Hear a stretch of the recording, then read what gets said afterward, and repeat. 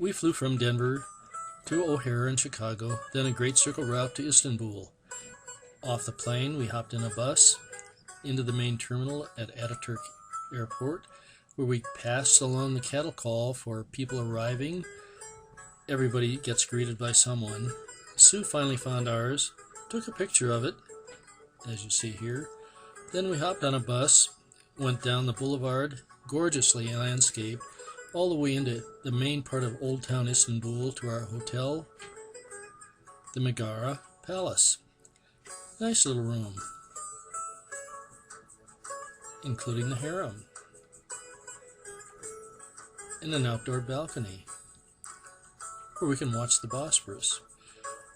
Down the stairs we go, very steep. Lights came on as you added each floor. Let's watch this go down. We had a very short time tonight. Late in the afternoon we arrived. From the Grand Bazaar to the Spice Bazaar, this is where it gets really wild and woolly. So we're looking for a very interesting kind of paprika, which Sue's going to find and we'll take home and put on all our food. We had a light mezes type dinner.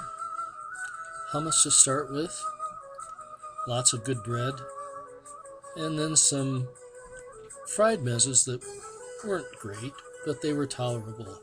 We were tired. We went to bed. Got up in the morning, figured out how to get on the tram down to the main part of the Golden Horn, and started walking towards a place where we could load a boat for a day-long trip up the Bosphorus. The sights are fascinating. The water's fascinating.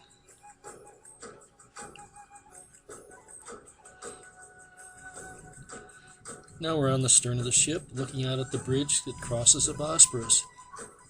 Row after row of restaurants. There's a cruise ship waiting to get off.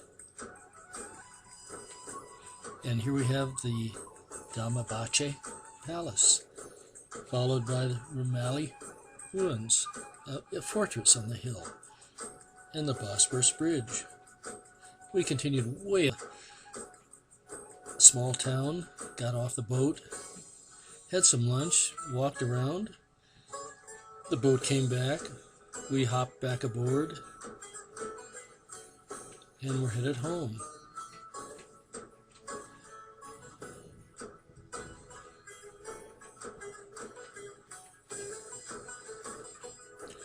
Finished the trip. We're walking over the bridge back to the center part of town.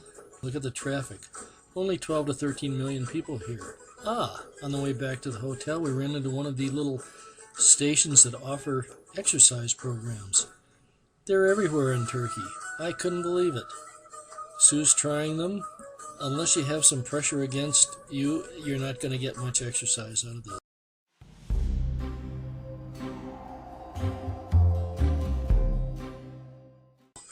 We were still tired, but we watched the Bosphorus from the top and lots of people enjoying a nice meal. And we headed home just as the sun was down.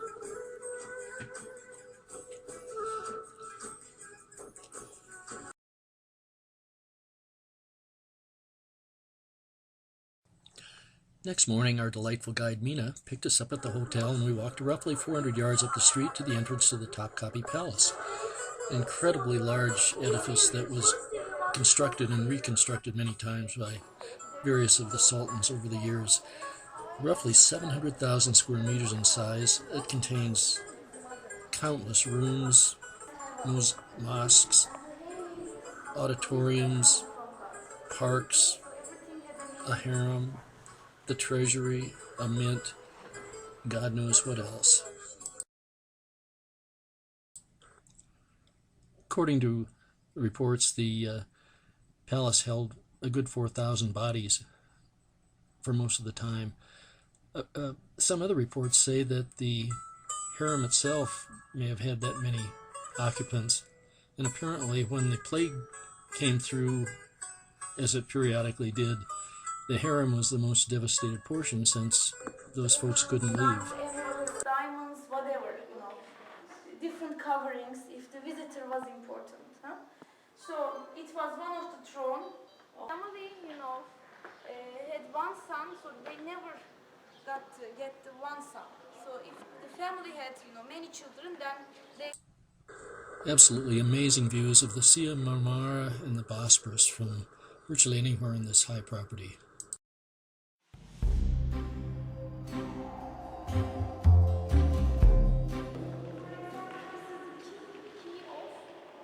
Key of Kabe, holy place of Muslims. Oh, sorry.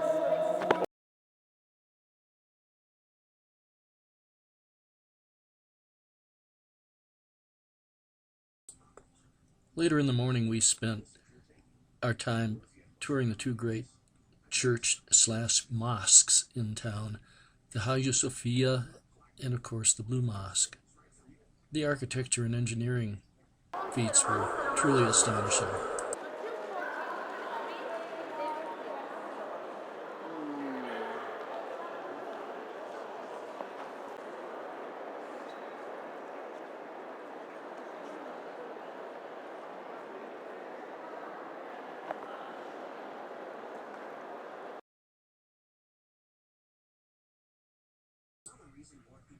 Look at the size of these columns. They must have been at least 15 feet in diameter. The support they're holding up is amazing.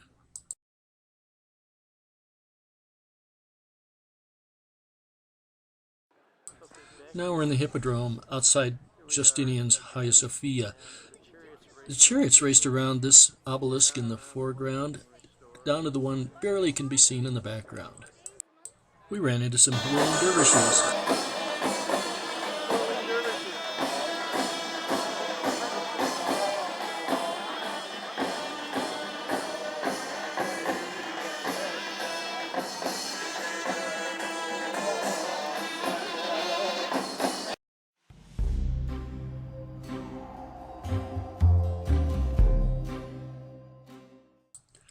Next morning, we left Istanbul by air to Nevşehir, which is in the heart of Cappadocia country.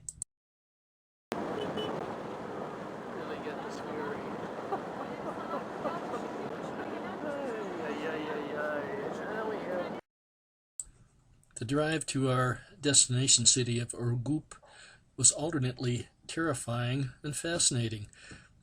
The roads are astonishing. Tractors pulling people in carts, even horses, clog the right lanes of these roads, and we're going by them at 120 kilometers an hour. Anyway, now we're looking at some of the beautiful fairy caves that they describe them. Just astonishing stuff. Most of this region seems to be populated by people who like to dig holes in rocks and live there. Right now we've made it to Urgup and we're getting ready to disembark at our Cappadocia Palace Hotel.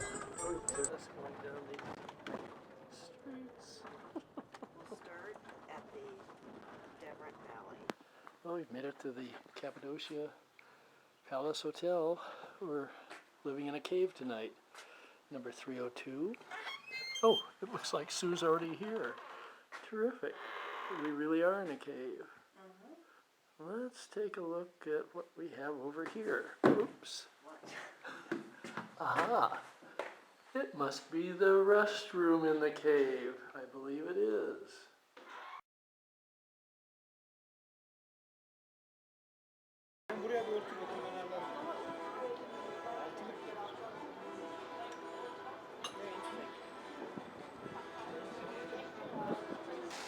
Sue's taking a picture of kids running to the fountain that looks very much like the one we have in Vale at Seibert Circle.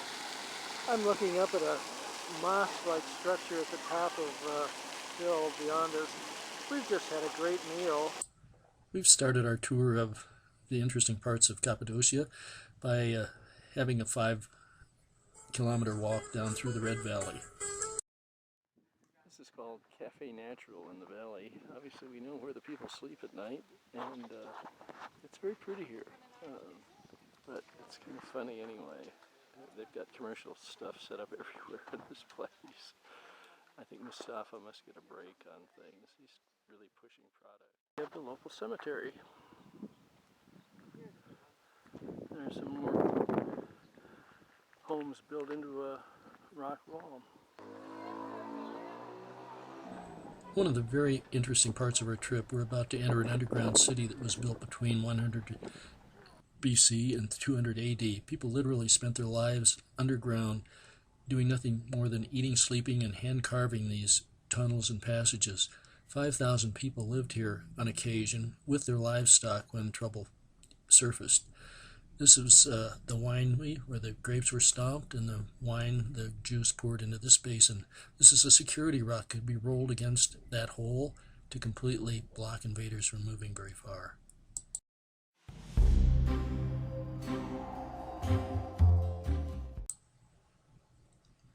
I'm now standing on top of the underground city. We were 45 meters underground here.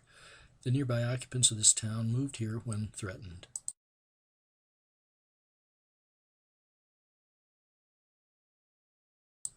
We're now visiting the enormous Gorim Desert Museum. Occupied rooms cut into the limestone. There's the internal. Couldn't take a picture in there. It's San Basil Chapel. And here's the guardian of the chapel, one of our good friends. We're still wandering through caves here. Look at this. Look at this stuff. Boy, look at where this stuff goes. Apparently this area was occupied from the 5th century BC on forward. Most of the Christian churches and rectories that were built into the walls were done in the 11th century or somewhere prior to that. But fantastic populations actually lived in these rocks. They just carved the sandstone out. And I don't know how they enjoyed it, but they did. We flew back to Istanbul, then out to Izmir, and drove to Cappadocia. A neat little boutique hotel in Cappadocia, and here's the quay. We're walking along. There's lots of boats, lots of gold platers, and there goes a cruise ship out to sea. It's a gorgeous little place. We're headed down to seafood dinner tonight, and there's Sue.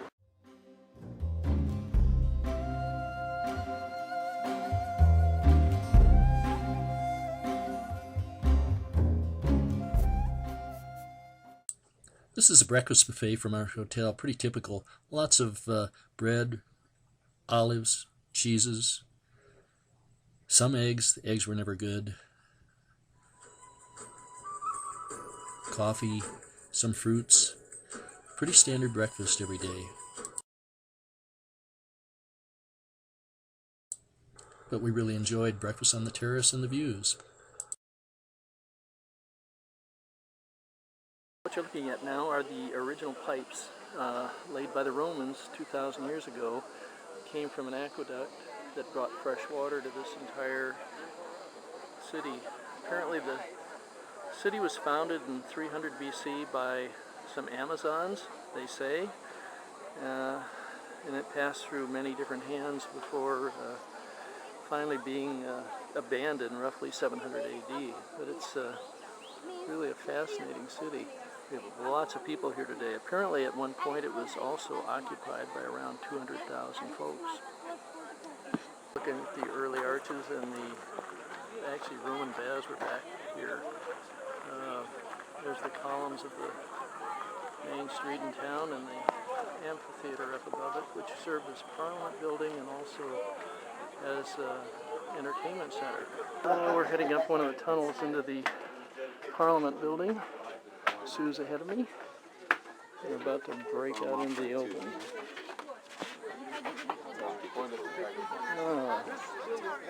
And here's the front. This is a statue of one of the governors of Ephesus and his family, apparently. Some more huge arches. 200,000 people lived here. It was the capital of Anatolia and the third largest city in the Roman Empire. Here's a close-up of Lady Victory. It's also where the Nike swoosh came from, if you can possibly see it there. So this is the Gates of Hercules from the other side. The chariots couldn't go through here. Now we're still panning down. We have headless statues. Apparently they changed heads as about every 5 years when somebody else came into prominence. So clearly part of the sewer system. Looks very communal. Was this be fun? I don't think so. Looking down the public street of the market. Apparently this is a huge restoration of a big theater area, and we're very close to the library, obviously. It's gorgeous. 2 stories high, absolutely amazing. The commercial market.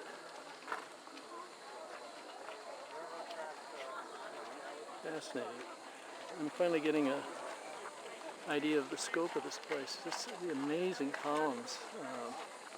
It's absolutely stunning. I just can't believe how big it is. How much it took to get all this rock, stone, granite, and marble here. Here's a better view of this amazing amphitheater. It's being restored by an Austrian archaeology team. You can see the crane they're using to do some work over there. Currently it held 25,000 people. It is semicircular and very impressive structure. Her, his mother, Mary, to John, Apostle John, and he told him, she is your mother and take care of her. Then he turned his mom and he told her, he is your son and follow him. And Our guide was describing the House of the Virgin Mary, which is in theory up here above Ephesus. Apparently she was here with John the Apostle, who wrote the book of Revelations here as well. We're now passing through what was the downfall of the city of Ephesus. The Aegean Sea used to be directly at the city itself, and it was a natural harbor. Over hundreds of years, the siltation caused by the river that flowed through the area, which we're about to cross over, filled in this entire delta, and the Aegean Sea is now several miles from the city itself, and that's the end of Ephesus.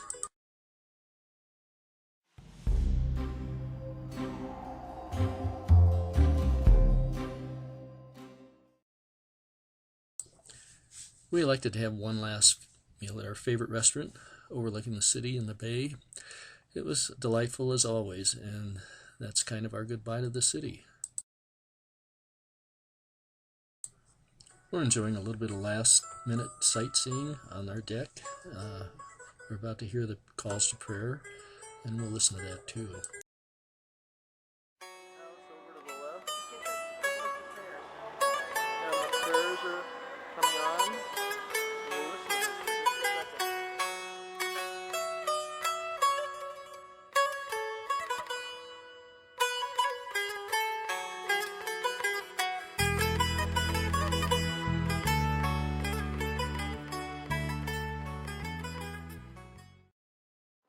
Well, it's interesting. Now we have 2 different mosques competing for prayers.